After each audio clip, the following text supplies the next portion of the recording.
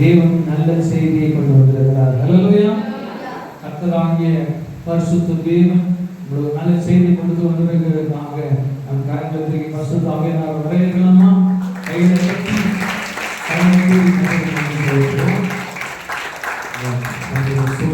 இப்பொழுது நம்முடைய ஜோனாதான் அங்கிள் அந்த தேவ செய்தியை கர்த்தரிடத்துல ஆயத்தப்படுத்தி கர்த்தர் நம்மளோடு கொண்டு வந்திருக்காங்க.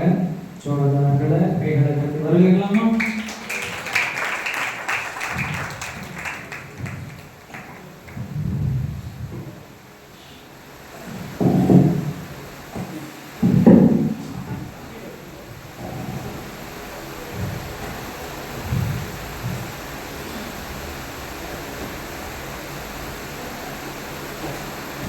Praise the Lord. Amen. Praise the Lord. Amen. எத்தனை பேர் சந்தோஷமா இருக்கீங்க? Praise God. Praise God. Praise God. Thank you. ஆண்டவர் ரட்சகருமாகிய இயேசு கிறிஸ்துவின் வல்லமையுள்ள நாமத்தினால் அனைவருக்கும் நான் வாழ்த்துக்களை கொண்டு வருகிறேன். இந்த நாளோடு இணைந்து தேவனுடைய நாமத்தை உயர்த்தி முடிக்க தேவனுடைய வார்த்தையை பகிர்ந்து கொண்டு தேவனுடைய பாராட்டுகளுக்காக நன்றி செலுத்தி அருமையான பிஷப் அவர்களுக்கு நான் என்னுடைய அன்பையும் வாழ்த்துக்களையும் கொண்டு வருகிறேன். நாம் ஆராதிக்கிற ஆண்டவர் இன்றைக்கும் உயிருள்ளவராக இருக்கிறார். ஹல்லேலூயா. ஆமென். ரொம்ப சந்தோஷம். இதே உற்சாகம் நீங்க இல்லாத வாழ்க்கையை நினைக்கல எங்க பாட்டு பாடலாமா? அடுத்த லைன், நான் ஒன்றுமே இல்லை இந்த உலகத்தை. ஒரு வேகமா பாடும்போது அந்த வார்த்தைகள் ஒருவேளை நமக்கு ஸ்கிப் ஆகிற மாதிரி தெரியலாம். அப்படின்னா அந்த வார்த்தைகள் அம்மா ஒரு தடவை பாடுறீங்க. அந்த பாட்டை கொஞ்சம் முன்னாடி வாங்க உங்க பெர்மிஷனோட.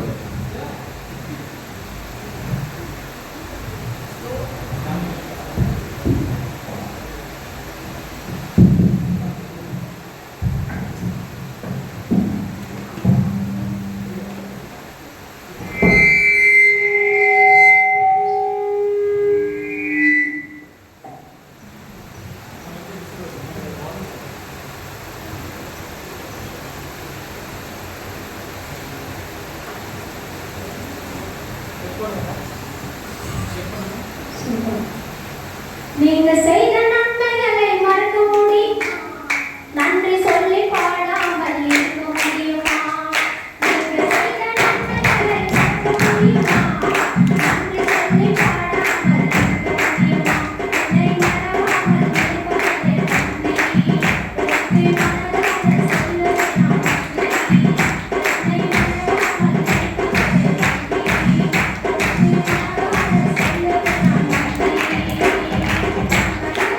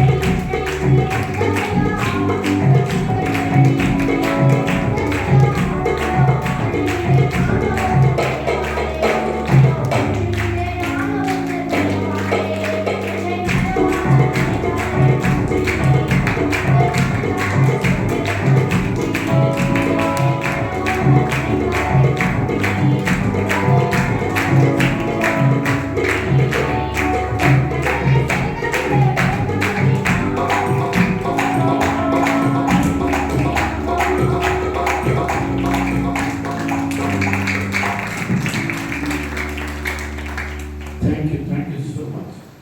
உயிரோட்டமுள்ள ஒரு பாடல் ஆண்டவருடைய நாமத்தை உணர்ந்தவர்களுக்கு மாத்திரம்தான் இந்த அர்த்தங்கள் புரியும். நம் வாழ்வோடு கலந்த வார்த்தையாக தேவன் மனிதனாக வெளிப்பட்டார், மாம்சமாகி இன்றைக்கு அவருக்கு ஜீவனை கொடுத்து ஆவியானவராக இன்றைக்கு வாழ் அவர் இல்லாத வாழ்வை நான் ஒரு நாள் வாழவே முடியாது. தலையை தாழ்த்தி கண்களை மூடி பரலோகத்தின் நல்ல தகப்பனை ஆசீர்வதிக்கப்பட்ட நல்ல காலவெளிக்காக நாங்கள் நன்றியோடு துதிக்கிறோம். இந்த நாளிலும் உங்களுடைய வார்த்தையை அனுப்புகிறார். எங்களால் கூட விரும்பிக்கப்பட்டு நாங்கள் சொல்லிக்கிறோம். தொடர்ந்து எங்களோடு பேசுவேன் நாமத்தில் பிதாவே. சங்கீதம் 29:11 வசனத்தை சற்றெல்லாம் வாசிக்கலாம். 21 சங்கீதம் 11 வசனம். கர்த்தர் தமது ஜனத்திற்கு பலன் கொடுத்து கர்த்தர் தமது ஜனத்திற்கு சமாதானம் அருளி அவர்களை ஆசீர்வதிப்பார். கிறிஸ்துவுக்குள் பிரியமான காரணம் தேவனாகிய கர்த்தர் உங்களுக்கும் எனக்கும் கொடுக்கின்ற அருமையான ஒரு வாக்குத்தத்தம் நிறைந்த வார்த்தை. கர்த்தர் தமது ஜனத்திற்கு சொல்லுங்க பலன் கொடுத்து தமது ஜனத்திற்கு சமாதானம் அருளி அவர்களை ஆசீர்வதிப்பார். விதமான நன்மைகளை தேவனை கொண்டு வருகிறார். முதலாவது தேவன் தம்முடைய ஜனங்களுக்கு பலன் கொடுக்கிறார். தேவன் தம்முடைய ஜனங்களுக்கு சமாதானம் கொண்டு வருகிறார். மூன்றாவது தேவன் தம்முடைய ஜனங்களை ஆசீர்வதிக்கிறார். கிறிஸ்துவுக்குள் பிரியமான இந்த காலவெளியில் தேவனாகிய கர்த்தர் இந்த 3 விதமான ஆசீர்வாதங்களை இந்த திருச்சபையில் வந்திருக்கிற ஒவ்வொருவருக்கும் குடும்பமாக கொடுத்து அபரிதமான நல்ல நிரப்பப்படி தேவன் இருக்கிறார். இந்த நாளில் ஒரு வேளை ஏதோ ஒரு பகுதியை நாம் ஆசீர்வாதம் குன்றி வந்திருக்கிறார். ஆண்டவரே, என் வாழ்க்கையில் எந்த நன்மையும் நான் காண முடியவில்லை. ஒவ்வொரு நாளும் ஒரு துக்கத்தை சுமந்து அலைகிறேன். ஒவ்வொரு நாளும் ஒரு போராட்டத்தை சந்திக்கிறேன். ஒவ்வொரு நாளும் கண்ணீர் வடிக்கிறேன். என் வாழ்க்கையில விடுதலை என்பதை தேடி அலைகிறேன். அந்த விடுதலை என்று வெகு தூரம் கடந்து செல்கிறது. யார் என்னை விடுதலை ஆக்குவார்கள்? யார் எனக்கு சமாதானம் கொடுப்பார்கள்? யார் எனக்கு ஆதரவு சொல்வார்கள்? இன்னைக்கு மனிதனை தேடி அலைந்து கொண்டிருக்கிறார். ஆனால் ஆண்டோட வேதம் சொல்லுகிறது, சத்தியத்தை அறிவீர்கள், சத்தியம் உங்களை விடுதலை. குமாரனாகிய இயேசு கிறிஸ்துவை விடுவித்தால் நீங்கள் மெய்யாகவே விடுதலை ஆவீர்கள் என்று சொல்லி வேதம் நமக்கு திட்டவட்டமாய் சொல்கிறது. இந்த தேவன் என்றென்றும் உள்ள சதா காலமும் நம்முடைய தேவனாக இருக்கிறார். அவர் வரண பந்தம், அதாவது அவர் வருகை பரியந்தும் கர்த்தர் நம்மை நடத்துவதற்கு போதுமானவராக இருக்கிறார். எத்தனை பேர் விசுவாசிக்கிறீங்க? இந்த நாட்டில் யாருக்கெல்லாம் பலன் வேணும்? ஸ்ட்ராங்கா இருக்கிறவங்க ஒன்றும் பிரச்சனை இல்லை. நீங்க நல்லா இருந்தீங்கன்னா சந்தோஷம். யாருக்கும் பலன் வேணும்? கேட்டவங்களுக்கு மட்டும் கிடைக்கும். யாருக்கும் சமாதானம் வேணும்? கும்பலம் நல்லதெல்லாம் போகும். யாருக்கெல்லாம் ஆசீர்வாதம் வேணும்? அனாதி தேவனோ நடக்கலமே அவருக்கே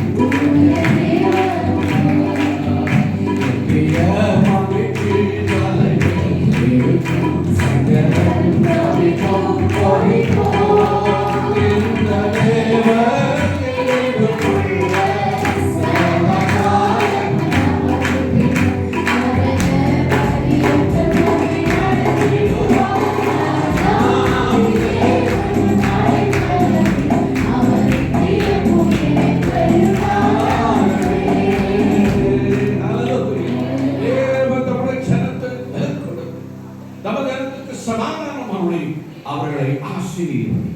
கிறிஸ்துவுக்குள் பிரியமானவர்களே, 3 விதமான ஆசீர்வாதங்களை நாம் எதிர்பார்த்து காத்துக்கிறோம். முதலாவதாக நம்முடைய ஆவிக்குரிய வாழ்க்கையில் ஒரு ஆசீர்வாதம். நம்முடைய ஆவிக்குரிய வாழ்க்கையில் ஒரு ஆசீர்வாதம்.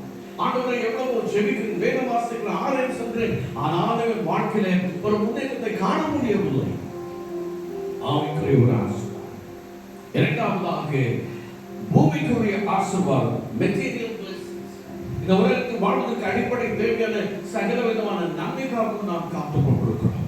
மூன்றாவதாக பிசிக்கல் பிளெஸிங்ஸ், சரீரத்திலே நல்ல ஆரோக்கியம் உண்டாயிருக்க வேண்டும் என்று ஆசீர்வாதம் காத்துக்கிறோம். மூன்று விதமான நன்மைகள், spiritual blessings, material blessings and physical blessings.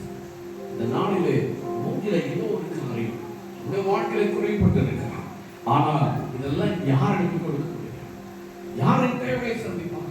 இன்னைக்கு மனிதன் எந்த நன்மை எங்கே கிடைக்கும் என்று சொல்லி அங்கும் இங்கும் ஓடிக்கொண்டிருக்கிறார்.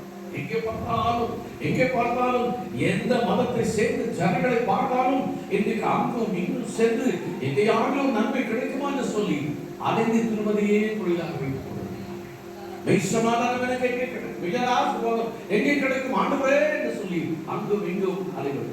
கர்த்தருடைய சன்னிதானத்தில் வந்து நீங்கள் காத்திருக்கும் போது ஆண்டவர் சொல்கிறார், இந்த விதமான ஆசீர்வாதங்களை கொடுப்பதற்கு அவர் உண்மை உள்ளவராக இருக்கிறார். கர்த்தருடைய வாக்குகள் ஒன்று வீணாய் தரையில விழுந்து போவதில்லை. கிறிஸ்து இயேசுவுக்குள் கொடுத்திருக்கிற வாக்குகள் யாவும் கிறிஸ்து இயேசுவுக்குள் ஆம் என்றும் ஆமென் என்றும் இருக்கிறது. ஆனால் இன்று முதல் தேவன் வாழ்க்கையை நிறைவேற்றுவது நீங்கள் காண்பீர்கள்.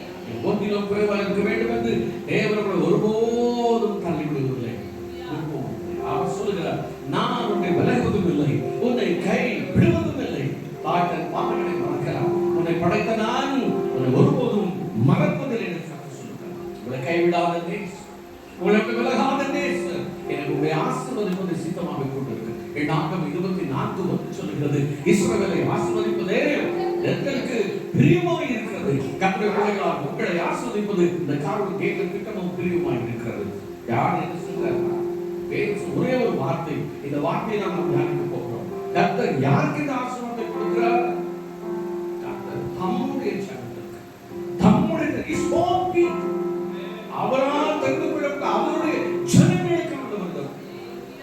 இயேசுவின் ரத்தத்தினால் கழுவப்பட்டு பாவ மன்னிப்பு நிச்சயத்தை பெற்றுக்கொண்டு மூழ்கி ஞானஸ்நானம் எடுத்து பசுத்தால் நிரப்பப்பட்டு அவருடைய பிள்ளைகளாய் வாழ்கிற திருச்சபையின் ஒவ்வொருவருக்கும் ஆண்டவர் சொல்கிறார், இதுவே என்னுடைய ஜனம். ஏசாயா தீர்க்கதரிசி புத்தகம் 43ஆம் அதிகாரம் 21ஆம் வசனம் என்ன சொல்கிறது பார்க்கலாமா? ஏசாயா 43:21. இந்த ஜனத்தை எனக்கென்று ஏற்படுத்தினேன், இவர்கள் என் துதியை சொல்லுவார்கள். ஹல்லேலூயா. ஆண்டவர் சொல்கிறார், இந்த ஜனத்தை எனக்கென்று நான் ஏற்படுத்தினேன். ஆண்டவர் உங்கள் மீது உரிமை பாராட்டுகிறார், உரிமை பாராட்டுகிறார்.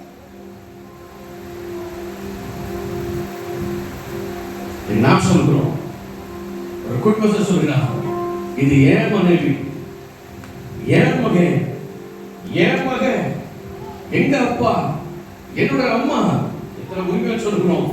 எனக்கு உண்மையானவர்கள், என்னுடைய மனைவி, என்னுடைய பிள்ளை. நாமே இவ்வளவு உரிமை பாராட்டுவது என்று சொன்னார்.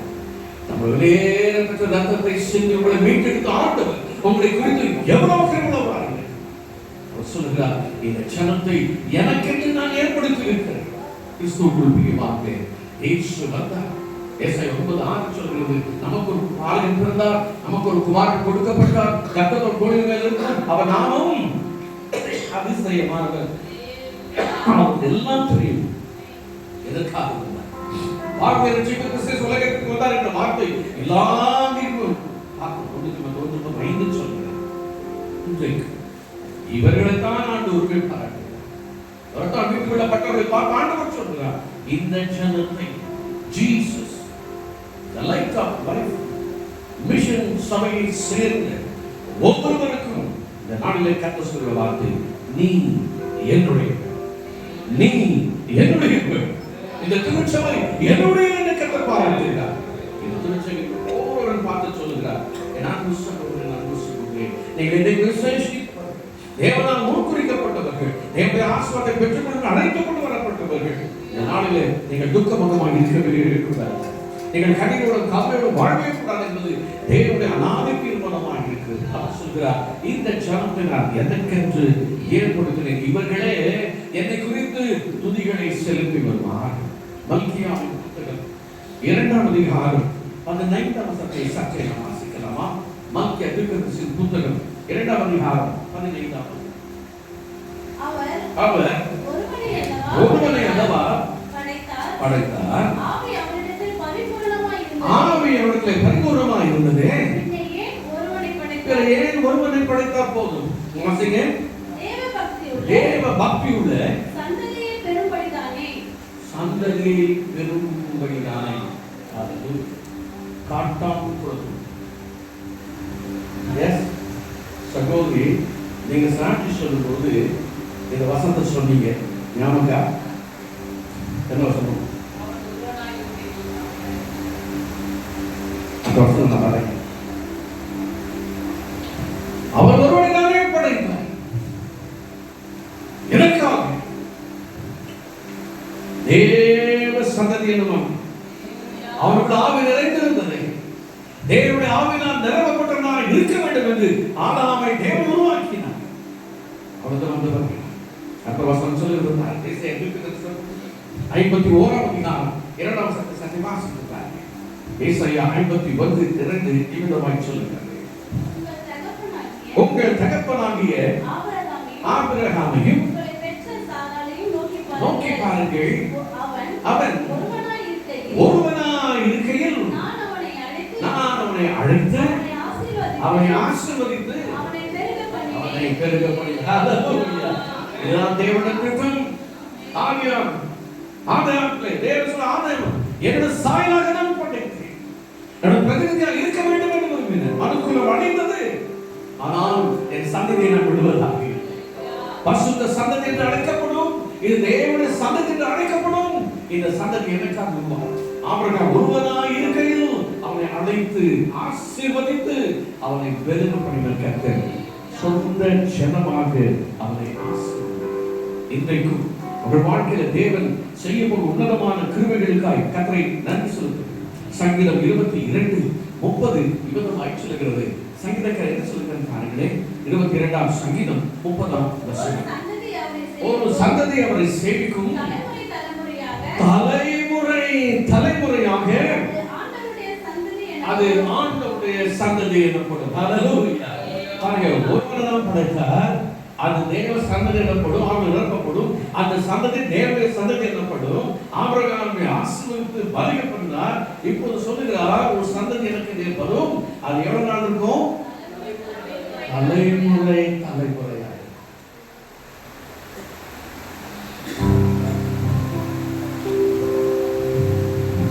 ஆதாமிலிருந்து ஆபிரகாம் வரைக்கும் 2000 வருடம் என்று சொல்லுகிறார்கள். ஆபிரகாம் இருந்து இயேசு கிறிஸ்து வரைக்கும் 2000 ஆண்டு என்று சொல்லுகிறார்கள். எத்தனாச்சு? இயேசு கிறிஸ்து வந்து இந்த நிமிஷம் வரைக்கும் 2026 வருஷங்கள். மொத்தம் எவ்வளவு? 4000 துவங்கி ஏறக்குறைய 4000 வருஷத்துக்கு அப்புறம் என்னைக்கோ கதை முடிஞ்சு போயிருக்கிறான்.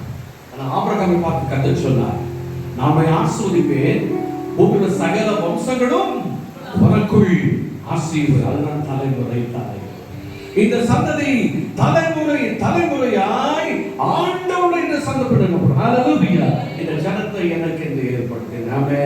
தலைமுறை தலைமுறை தாக்கும் வினோத உலகம் தோன்றி ஒளியாக.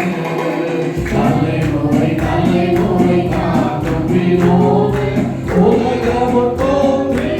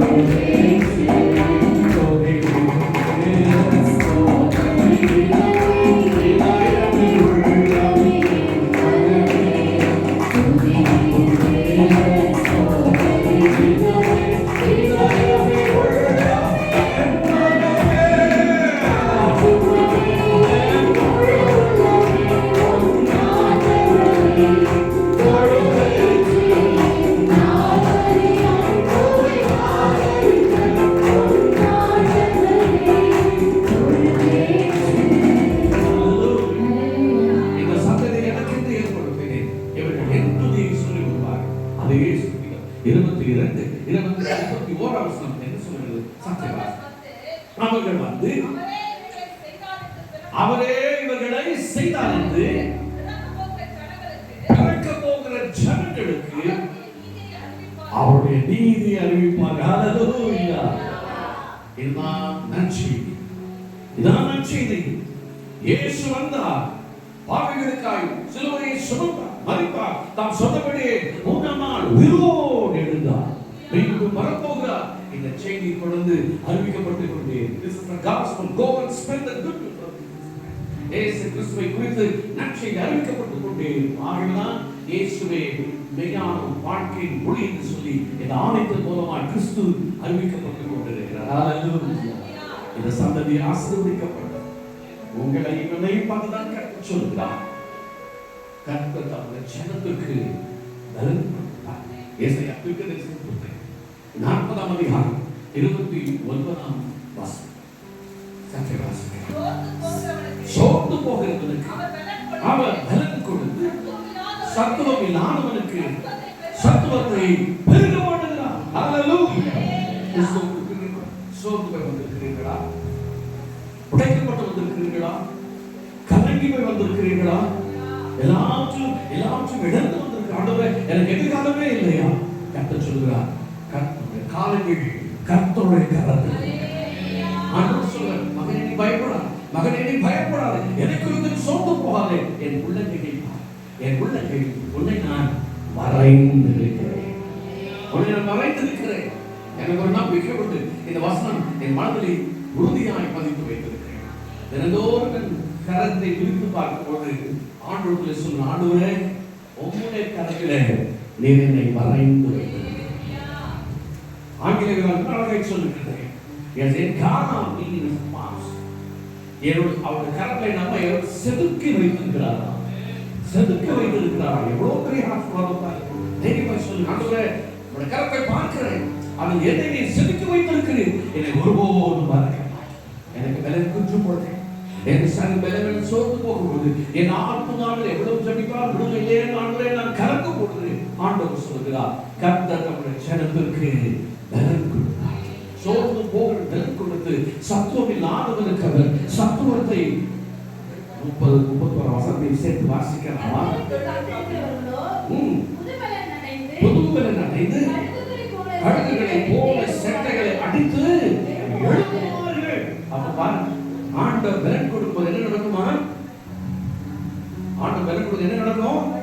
கழுகுகளை போல செட்டைகள். கழுகை பார்த்துருக்கீங்களா? அப்படியே உட்கார்ந்துருக்கும். ரொம்ப நேரம் பால்ல விட்டா மரத்தை உட்கார்ந்துருக்கும். அது திடீர்னு கிளம்பும் பாருங்க, அப்புறம் செட்டை அடிக்கும். அப்படியே வேலை மாதிரி பறந்து அப்படியே எங்க இருந்துதான் அப்படி உயரமா பறக்கு ஒன்றும் கண்டுபிடிக்கவே முடியாது. அந்த அளவுக்கு ஆண்டவர் சொல்கிறார். வாசிங்க, கர்த்தருக்கு காத்திருக்கிறவர்களோ சாதாரண பலன் அல்ல, புது பலன். இந்த காலவெளியில கர்த்தர் உங்களுக்கு ஒரு புதிய கிருபையின் பலனை கொடுக்கிறார். கழுகுகளை போல செட்டைகள் அடித்து எழுப்புவார்கள். கொஞ்சம் கமா போட்டுக்கலாம். அவர்கள் ஓடினாலும் அப்படின்னு என்ன அர்த்தம்? இளைப்படைவார்கள். இளைப்படைவார்கள் அடையாளம். அப்படின்னு என்ன அர்த்தம்?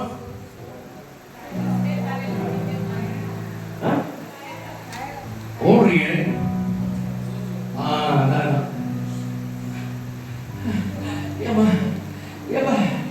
தண்ணி விடு, சேர கொடு, கட்டில கொடு கேட்கணும்ல. இதுக்கு பேர் தான் இழைப்பு.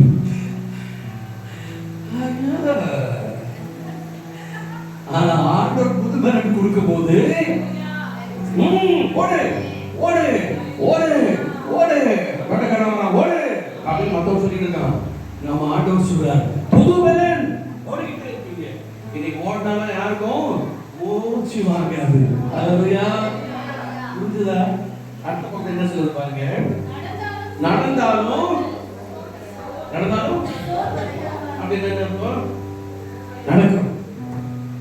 அடப்பாமா, இதுக்கு மேல என்ன வர முடியாது. நீ கடற்கரை ரேஸ்க்கு போயிட்டா, ஐயோ என் காலெல்லாம் எப்படி போகுது?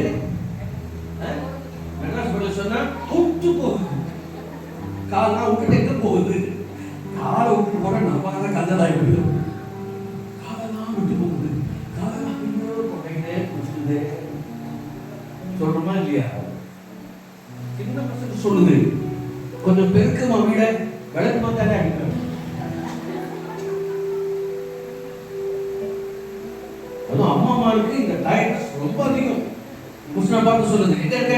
இப்ப நம்ம ஆபீஸ்ல வந்து ஓகே ஓகே நல்லதான், வரும்போது இட்லி வாங்கிட்டு வந்துரு, வந்து சாப்பிட்டு பாத்திரத்தை கழுவி சுற்றி படுத்துக்கோ. ஏன் டயர்ட் ஆயிடுச்சு ஐயா, முடியல. என்ன நினைச்சீங்க? காலைல இருந்து உட்கார்ந்து சீரியல் பார்த்து சீரியஸ் ஆகும். டிவில ஒரு நாய் எழுதிட்டு அதை பார்த்து இருக்க நாயெல்லாம் எழுதிட்டு அவன் உச்சகத்தை நிறுத்துவான். அவன் சொல்லுவான், இந்த அதுக்கு மேல பார்த்தோம் தொடரும். எப்போ அடுத்த வாரம் அவன் ஜாலியா இருப்பான். இவன் நாளைக்கு என்னாச்சோ நீலவதிக்கு என்னாச்சோ தெரியலையே. கரெக்டா 8:15 உட்காந்துருவான். புருஷங்களை சாப்பிட்டு பசிக்குதுடி, எனக்கு பசிக்குதுடிம்பா. அந்த அம்மா அப்படியே தோசை சுட்டு கிச்சன்ல இருந்து ஃப்ளையிங் தோசை வந்து அது தட்டிலே விடாது. எங்கேயாவது போ, எனக்கு அவங்களோட இருக்காளான்னு தான் முக்கியம். இல்ல ஒரு சீரியல்ல பார்த்து ஒரு டைம் வீட்டே நாசம் பண்ணி போனாங்க. ஸோ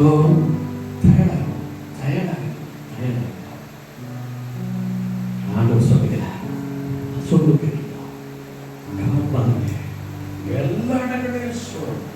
ஆனால் உங்களை கண்டு அழைத்தது சொல்கிறார், இது என்னுடைய சந்ததி, நான் வேற கொடுப்பேன். சோர்ந்து போகாதே மனமே, சோர்ந்து போகாதே, சோர்ந்து போகாதே மனமே, சோர்ந்து போகாதே.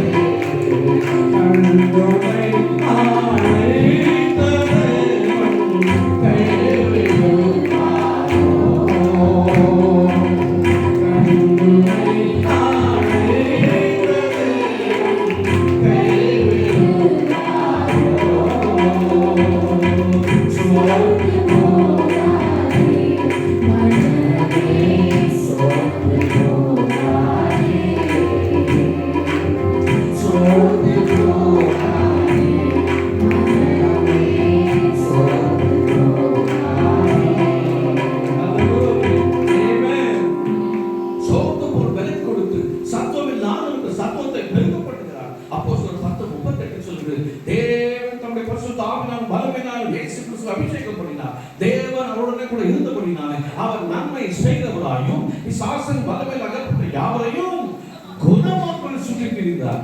நன்மை செய்து இப்பொழுது இந்த ஆலயத்திற்குள் பரிசுத்த ஆவியானவர் வந்திருக்கிறார். உங்கள் ஒவ்வொருவரையும் கப்படுத்துவார், பலப்படுத்துவார், நிச்சயமாய் உங்களை ஆசீர்வதிப்பார். கிறிஸ்து உங்கள் சோர்வை கர்த்தருக்கு அகற்ற போவார். ஆண்டவருடைய கரங்களோடு கூட இருக்கு. ஒன்றை குறித்தும் கவலைப்படாதீர்கள். கர்த்தருடைய அமிர்தமாய் ஆசீர்வதிக்க ஆவியில் போற தனக்கு போராட்டம் எல்லாத்துக்கும் இந்த நாளிலே தயவை நீக்கி தெய்வம் அப்படி 2ஆம் வேதம் சொல்லுகிறது, உங்களுக்கு சமாதானம் அவர்களே. இந்த உலகத்திலே சமாதானம், ஒரு தனிப்பட்ட மனிதனுக்குள் சமாதானம் இல்லை, ஒரு குடும்பத்திற்குள் சமாதானம் இல்லை, குடும்பத்திற்குள் சமாதானம். எங்கே பார்த்தாலும் தமிழகத்திலே 3 நாட்களுக்கு முன்பு கோவையில் மருத்துவக் கல்லூரி படிக்கிற மாணவன் சகமாக அடித்துக் கொள்ளப்படுகிறார்.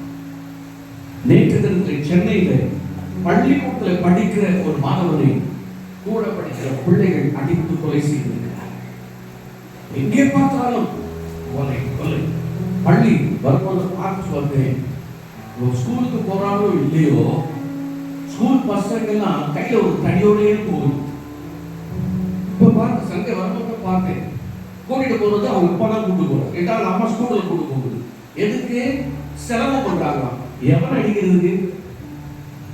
படிச்சுக்கோங்க. ஆயக்கல்லை பேர் புத்தகத்துல 60 அதை கூத்துறது, இடிக்கிறது, அடிக்கிறது எல்லாம் அப்படிதானே, கடிக்கிறது எல்லாம் வரும். பட்டயத்தை எடுத்தவன் நீ தடி எடுத்தினா தடியில நாயமாக எடுத்து சாப்பிடும். உங்க பிள்ளைகளை சண்டை ஸ்கூல் அனுப்பாம சிலம்பம் கிளாஸ் அனுப்புன அந்த தடியாலே கத்தடிப்பார். கராத்தே கராத்தே கராத்தே எதுக்கு கராத்தே? அவன்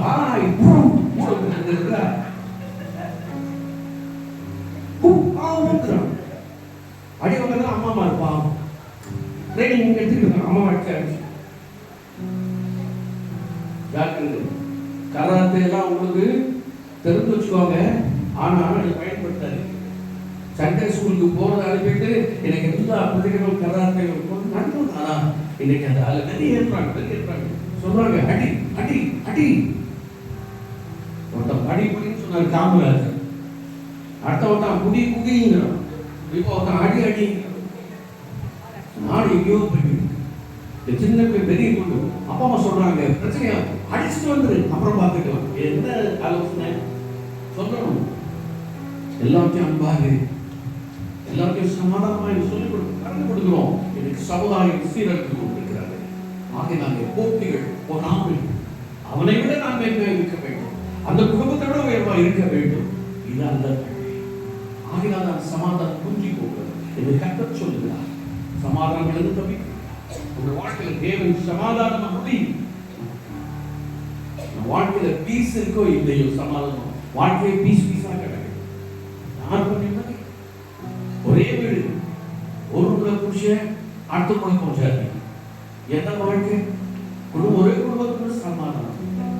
எனக்கு பிள்ளைகள் எழுதி அம்மாவை அடிக்கிறாங்க அப்பாவை அடிக்கிறாங்க சொத்து வேணும் எழுதி வாங்கிட்டு பிடிக்கிட்டு நெடுத்தல கொண்டு விட்டுட்டு போயிட்டாங்க.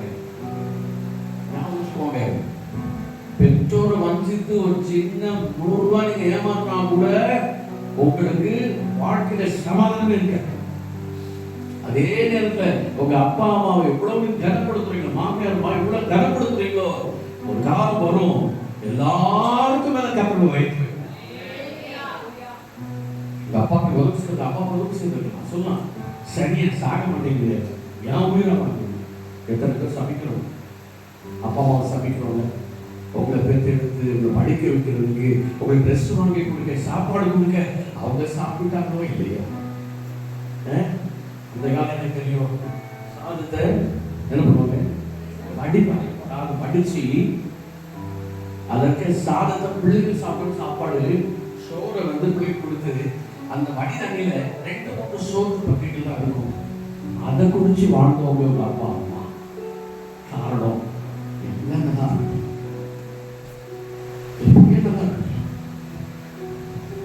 சந்தைகள் தான் நன்றி பரவலா என்ன முடியுமோ உங்க அப்பா அம்மாக்கு அவங்க கடைசி காலம் வரைக்கும் செய்யுங்க. கடைசி காலம் வரைக்கும் செய்யுங்க. எங்க அப்பா ஈசியில போதகரா இருந்து 2002ஆம் ஆண்டு ரிட்டையர்ட் ஆயிடுச்சு. 10 வருஷம் கற்றுக்கொண்டு சேர்ந்தார். ஈசி சார் எஸ்ரா சர்டிஃபிகேட் கேள்விப்பட்டிருக்கீங்க. அவரும் பிறந்து போயிட்டார். அவர் என்ன கேட்பார், என்ன தம்பி உங்க அப்பாவுக்கு சொன்னா முதல் ஆளா வந்து நிற்கிற 8 நாள் எங்க அப்பா நானே எழுதிருப்பேன். 7 மணி நேரம் எங்க அப்பா முதல்ல போய் நான் தான் நிற்பேன். இந்த பிஷப் எஸ்ரா சர்டிஃபிகேட் கேட்டாரு, எவ்வளவு காலத்துக்கு உங்க அப்பாவை நீ தாங்குவேன்னு கேட்டார். நான் சொன்னேன் அங்கிள் எங்க அப்பாவை கடைசி நிமிஷம் கையில தாங்குவேன்னு சொன்னேன். எப்படி சொல்றேன்? ஆமா கண்டிப்பா கடைசியில எங்க அப்பா இறக்கும் நேரத்தை கூட கட்டணங்களை சொல்லி கொடுத்தான். நான் துணிகள் கூட்டத்துக்கு ஊழியம் சென்று பொங்கல் நாட்களில் எல்லா 20 ஆண்டு சொன்னார்.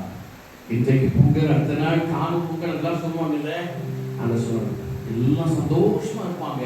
ஆனா உன் வீட்டில் ஒரு துக்கம் நடக்கும். ஆண்டவரே இப்பதான் கன்வென்ஷனுக்கு போயிட்டு இருக்க பிரசங்கம் பண்றதுக்கு இந்த நேரம் பார்த்து காட்டாங்குளத்திலேயே இப்படி சொல்றீங்க. ஒவ்வொரு கிராஸ் பண்ணும் போது அதுக்கப்புறம் பிரசங்கம் வருமா?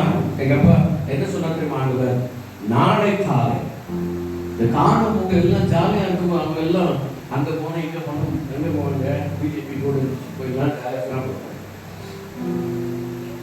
11:30 மணிக்கு மேல 12:30 உங்க அப்பாவை நான் எடுக்கவே எனக்கு அதுக்கப்புறம் கையை ஓடல காலம் ஓடல பிரசங்கமும் வரல. கூட்டிட்டு போன கேட்டாங்க என்ன உற்சாகமா இருப்பீங்க நல்லாயிட்டீங்க என்ன எல்லாமே ஒரு உற்சாகம் இல்லாம இருக்கு. நான் வந்து சொல்றேன் மீட்டிங் முடிச்சு நைஸ் சீக்கிரமா உங்க வீட்டில் விட்டுருங்க. அடுத்த நாள் வந்தது 11 மணிக்கு விவசாயம் பண்ண மகனை பார்த்து சொன்னேன், தம்பி சீக்கிரமா கிளம்பி காத்தா வீட்டுக்கு போ, 11 நீ வீட்டுக்குள்ள போய் 4 மணி உடனே அங்க வந்துருவோம். மேற்க சொல்லல, நான் கிளம்பும் மட்டும் என் மனைவிட்டு சொன்னேன்.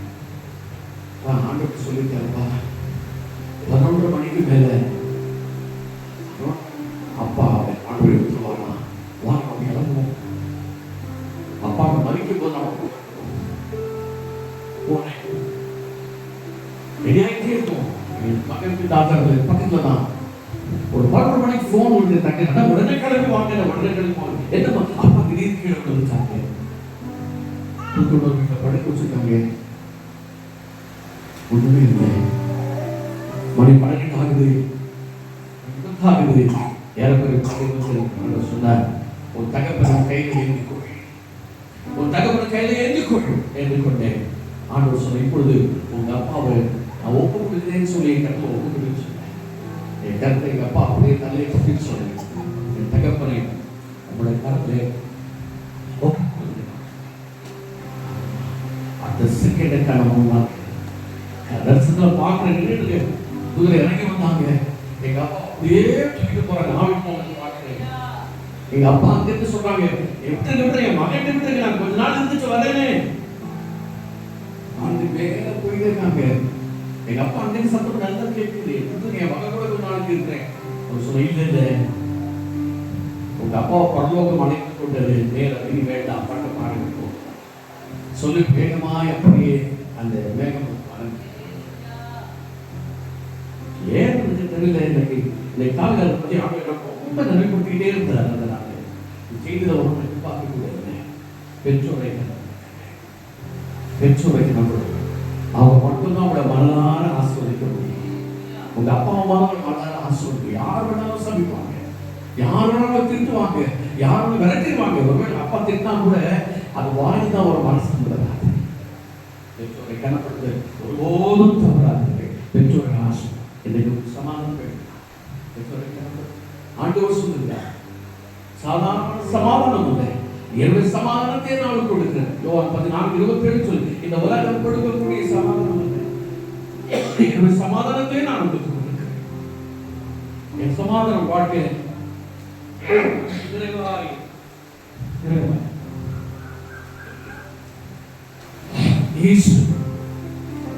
சமாதானம் பிரபு. ரோமன் 15:20 சமாதானத்தின் தேவன் என்று அவர் சாத்தானை சீக்கிரம் உங்கள் கால்களின் கீழே போடுவார்.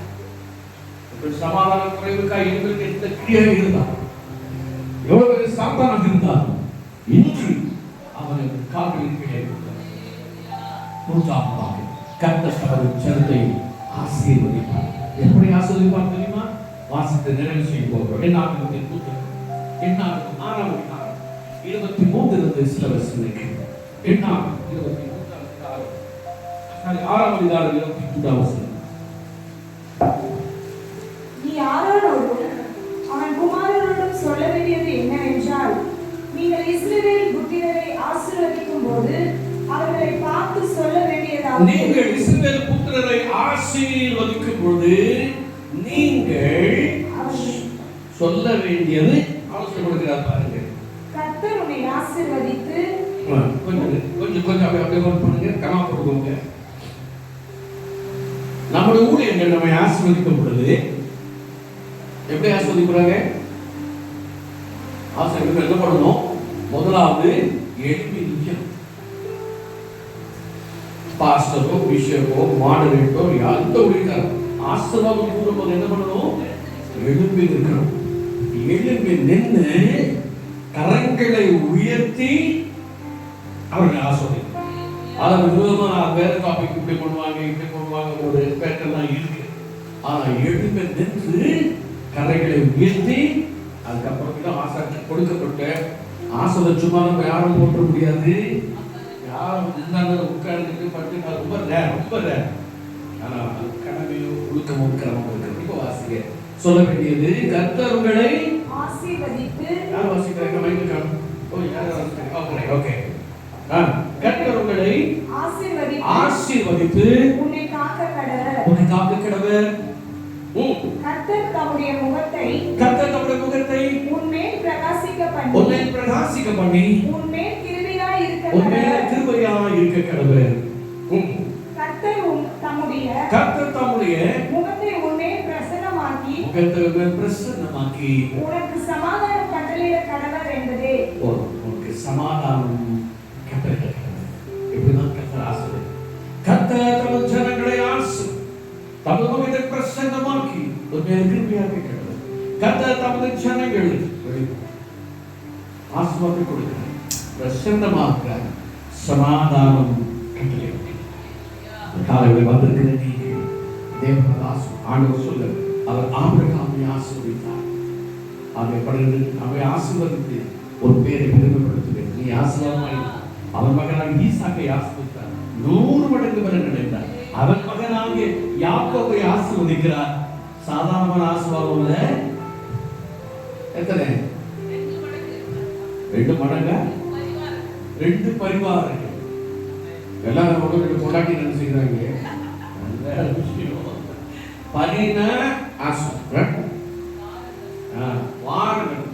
பரிவாரங்கள் அப்படின்னா ஒரு தேசத்தோடைய ராஜாவுடைய அத்தனை சொத்து அர்த்தம். ஒரு ராஜாவுடைய சொந்தம். அப்பனா அவன் எத்தனை பரிவாரம் வரா? 2 பரிவாரம். அப்ப 2 ராஜாக்களுடைய சொத்து போகும்போது எப்படி போனா வெறும் கோலும் கேட்கிறான். அனுவே நான் வெறுக்கா போகிறேன், போகிறப்பெல்லாம் என்னை காத்து எனக்கு உண்ண உணவும் உனக்க அது போதும் பார்த்தேன், அது போதும். நீங்க எல்லா சொல்லாமுக்கு நான் ஆஸ்வாதத்தை திரும்ப காணிக்கையாக கொடுப்பேன். கர்த்தர் சந்தித்தார், ஆசீர்வதித்தார் 2 பரிவாரங்களோடு. கர்த்தர் தமது ஜனங்களுக்கு பலன் கொடுத்து, கர்த்தர் தமது ஜனங்களை சொல்லுங்க. 2வது என்னது? கர்த்தர் தமது ஜனத்துக்கு பலன் கொடுத்து, கர்த்தர் தமது ஜனத்துக்கு சமாதானம் அருளி அவர்களை தலை தாழ்த்தி கட்டளையிட்டார். ஆண்டவரே நல்ல வார்த்தை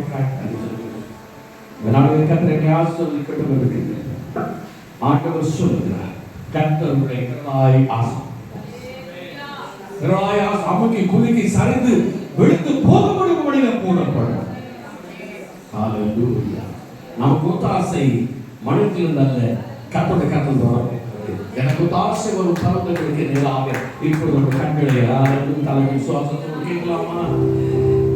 எனக்கு ஒத்தாசை வரும்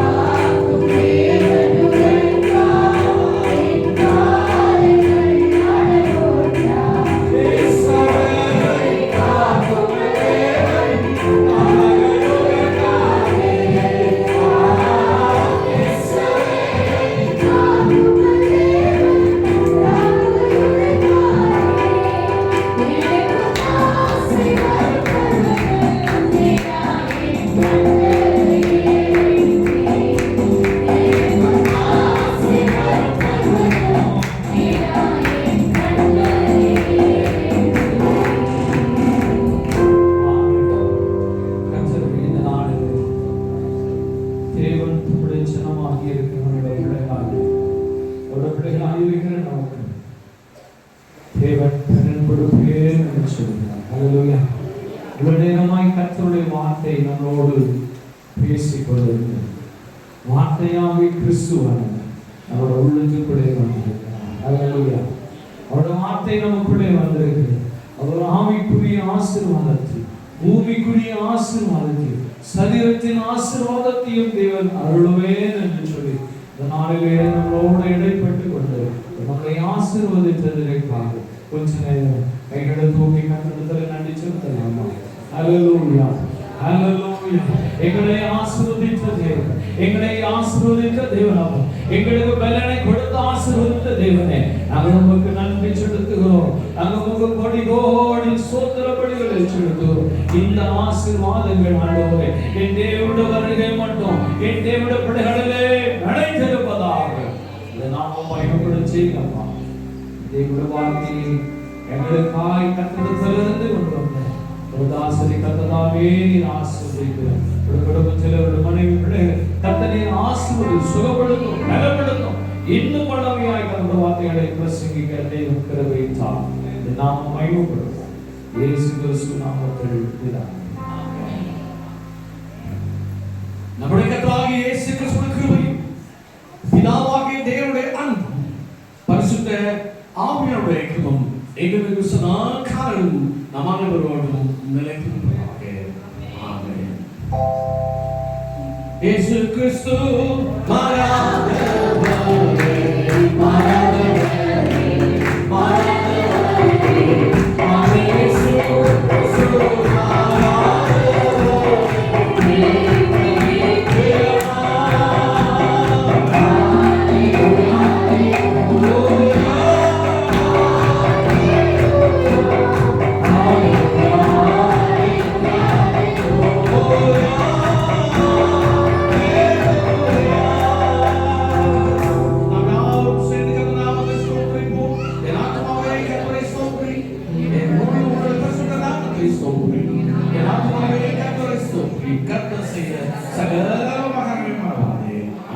Hallelujah.